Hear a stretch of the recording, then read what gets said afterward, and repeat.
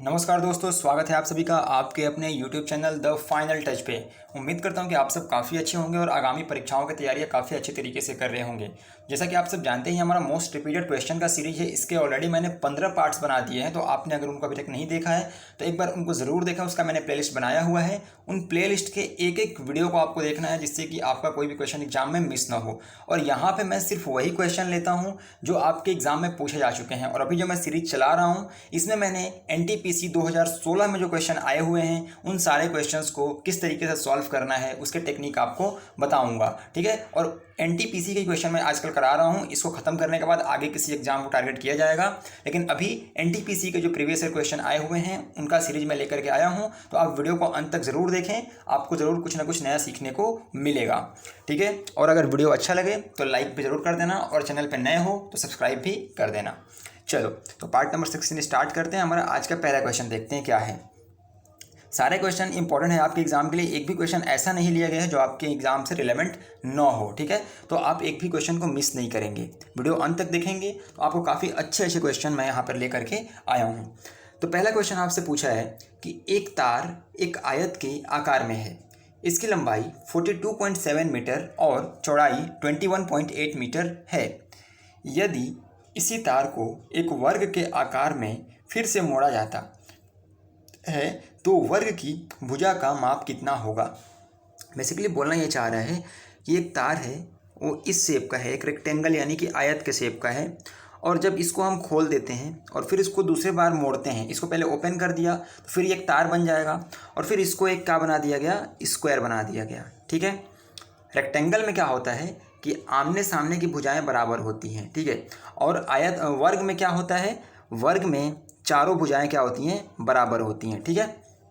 यानी कि अगर ये L होगा तो ये भी L होगा, और अगर ये B है तो ये भी B है। यानी ये लंबाई और ये चौड़ाई, ठीक है, दोनों बराबर होंगे। और यहाँ पे अगर ये A है तो सामने भी A, ये वाला साइड भी है, ये वाला साइड भी है। क्यों? क्योंकि वर्ग की सारी भुजाएं बराबर होती हैं। और यहाँ पे मेन समझने वाली बात ये है कि जब एक रेक्टेंगल यानी आयत को दोबारा खोल करके उस पूरे तार को ओपन करके और उसको हम क्या बना देते हैं, एक वर्ग यानी कि स्क्वायर बना देते हैं, तो उसमें क्या चीज़ होगा जो नहीं बदलेगा, वो होगा पूरे तार की लंबाई।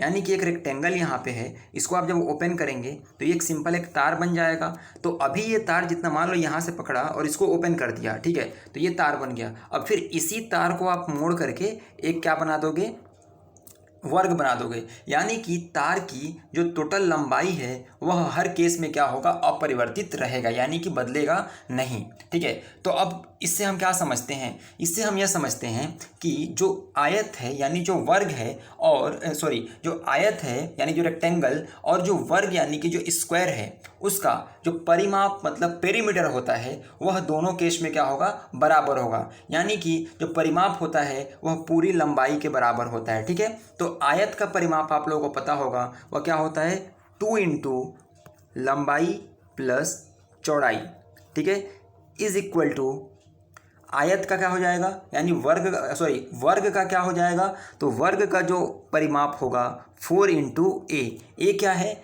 वर्ग का साइड है यानी भुजा है, और L जो है आयत की लंबाई, और B जो है जो आयत है उसकी चौड़ाई है। अब यहाँ पे आयत की लंबाई और चौड़ाई का मान दिया गया है, तो यहाँ 2 इंटू 42.7 प्लस 21.8 कर देंगे, इज इक्वल टू 4A।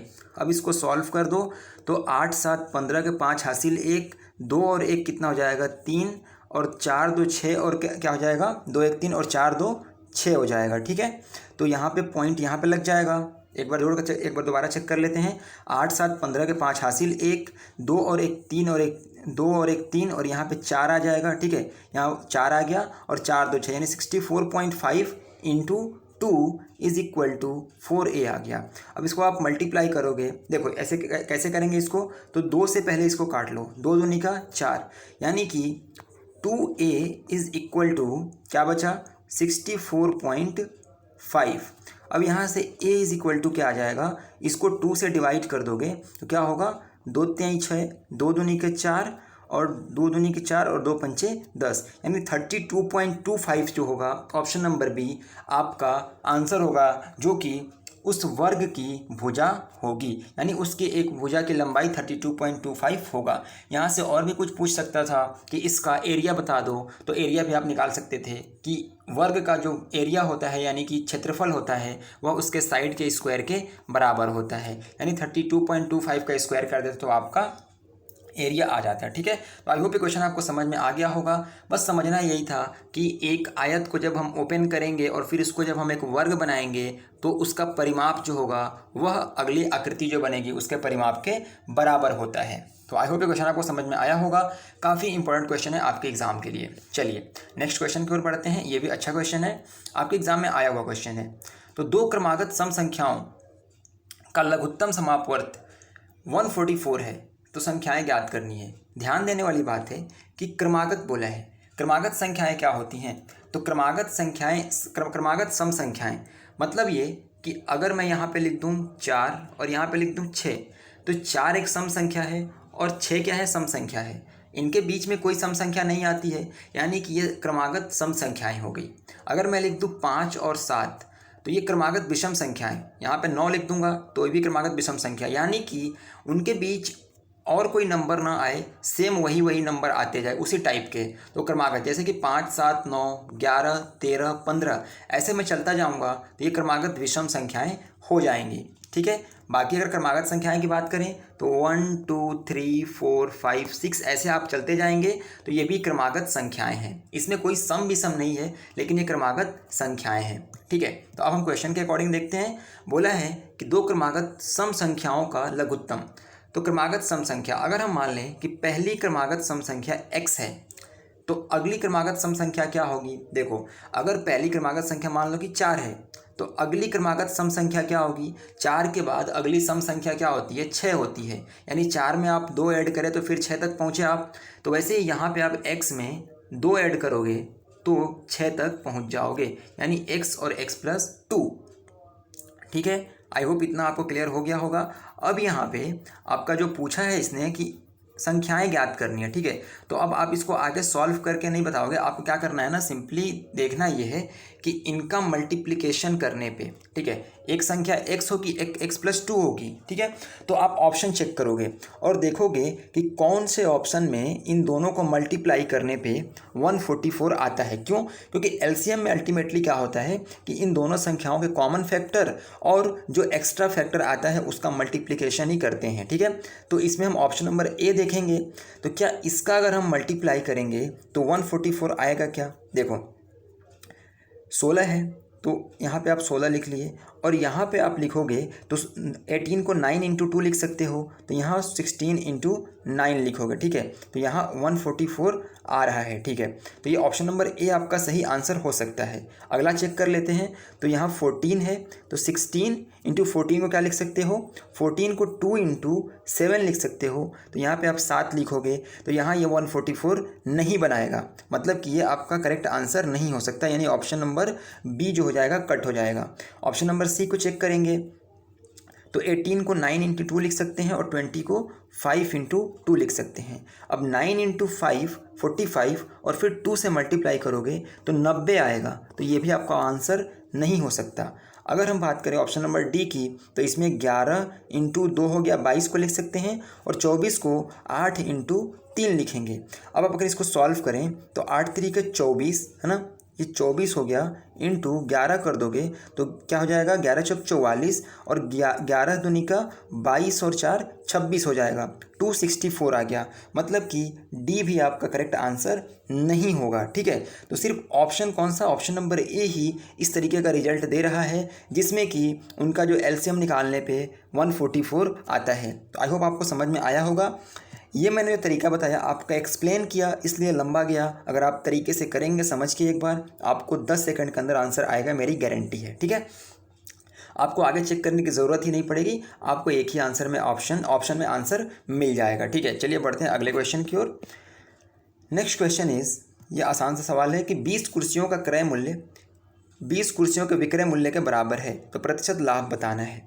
तो 25 कुर्सियों का क्रय मूल्य यानी कि कॉस्ट प्राइस बराबर है 20 कुर्सियों के सेलिंग प्राइस के। तो यहाँ से कॉस्ट प्राइस और सेलिंग प्राइस का अनुपात कितना आ जाएगा? तो 20/25 यानी कि 5 चौके 20 और 5 पच्चे 25, यानी कि क्रय मूल्य 4 यूनिट है और विक्रय मूल्य 5 यूनिट है, यानी 1 यूनिट का फ़ायदा हो रहा है। तो एक जो हम परसेंट निकालते हैं वह हमेशा कॉस्ट प्राइस पे निकालते हैं। तो 1 यूनिट का प्रॉफिट कितने पे हो रहा है? 4 यूनिट पे। तो 1/4 इंटू 100 कर देंगे, ये कितना हो जाएगा? 25%। ठीक है, जो कि ऑप्शन नंबर सी में दिया गया है कि इसमें क्या होगा, प्रतिशत लाभ क्या हो जाएगा? 25% आ जाएगा। तो आई होप ये सवाल आपको समझ में आ गया होगा। चलिए बढ़ते हैं अपने अगले क्वेश्चन की तरफ। नेक्स्ट क्वेश्चन इज, एक व्यापारी अपने सामान पर क्रय मूल्य से 20% ज़्यादा अंकित करता है। ठीक है, 20% ज़्यादा अंकित करता है। यदि वह 5% की छूट देता है तो अंतिम प्राप्त लाभ प्रतिशत कितना होगा? देखो, कॉस्ट प्राइस हम मान लें 100 रुपया है। मार्क प्राइस में क्या करता है? क्रय मूल्य से 20% ज़्यादा अंकित करता है। ठीक है, तो 100 से 20% ज़्यादा यानी कि 120 रुपये क्या करता है? वो मार्क प्राइस करता है। 100 का 20% 120 होगा ना, 100 का 20% 20 होगा, और उतना बढ़ा देंगे तो यहाँ पे क्या हो जाएगा? 120 हो जाएगा। अब आगे क्या करता है कि इसको जब बेचता है तो 120 पे 5% की छूट देता है। अच्छा, तो 120 का 10% कितना होगा? 12 हो जाएगा। 120 का 10% 12 हो जाएगा। तो उसका आधा कर दोगे तो 5% आ जाएगा।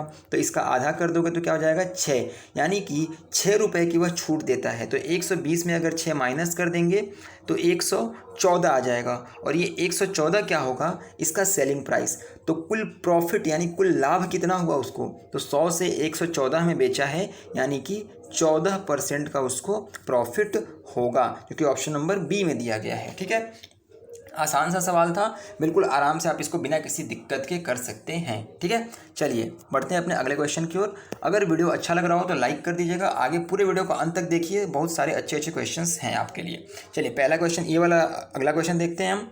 बोला है कि 7500 रुपये पर 2 वर्ष 4 महीने के लिए 12% वार्षिक दर से चक्रवृद्धि ब्याज निकटतम रुपए में ज्ञात करें।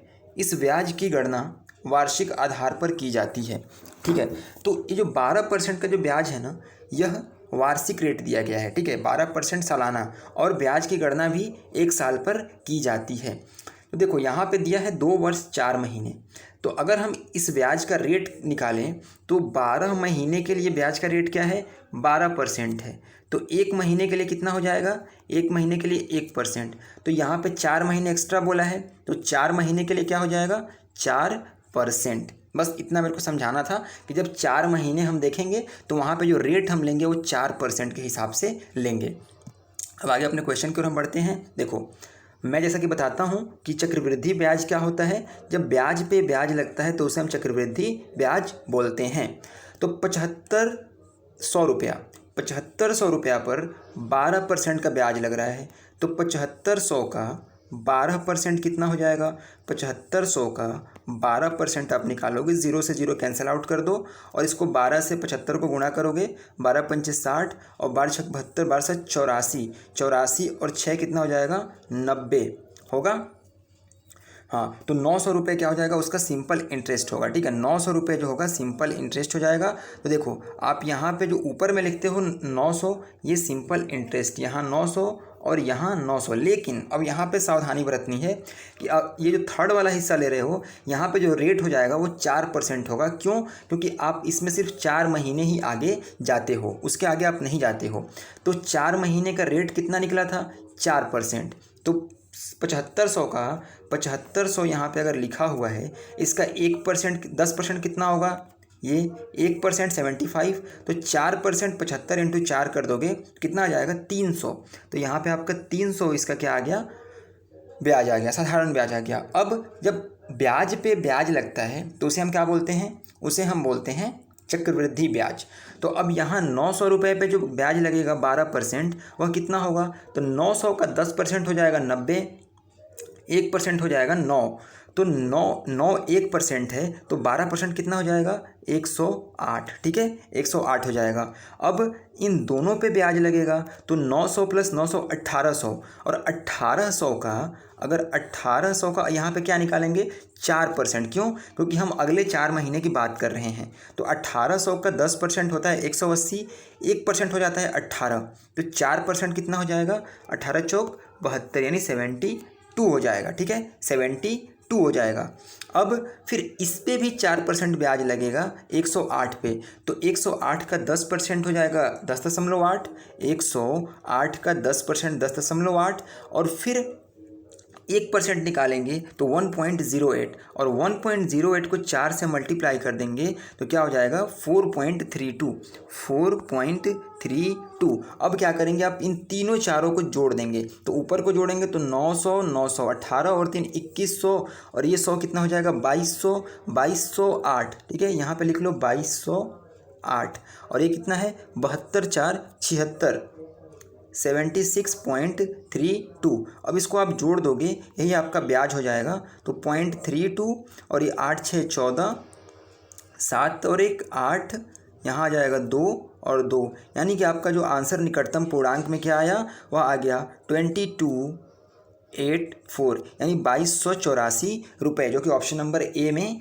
दिया गया है। तो उम्मीद करता हूँ कि जितने डिटेल से मैंने आपको समझाया और जितने आसान तरीके से बिना किसी फॉर्मूला के इस्तेमाल के, बिना किसी कोई भी फार्मूला एक्स वाई माने, आप डायरेक्ट जो है चीज़ों को देखते हुए आप दिमाग में कैलकुलेट कर सकते हो इन सब चीज़ों को। ठीक है, खाली आपको रिजल्ट लिखना होता है। तो ऐसे क्वेश्चन की प्रैक्टिस आपको ज़रूर करनी है, बिकॉज बिना प्रैक्टिस के कोई फ़ायदा नहीं होगा इन सब चीज़ों को देखने का। तो आप वीडियो को अच्छे से समझें, प्रैक्टिस करें, डेफिनेटली आपका एग्ज़ाम क्रैक होगा। और ये सारे क्वेश्चन आपके एग्ज़ाम से रिलेटेड हैं, एग्ज़ाम में आए हुए क्वेश्चन है ना, मैंने ऐसे अपने तरफ से कोई भी क्वेश्चन नहीं दिया है। ठीक है, तो आप बिल्कुल भरोसा करें इन क्वेश्चंस पे, ऐसे ही क्वेश्चन आपके एग्ज़ाम में देखने को मिलेंगे।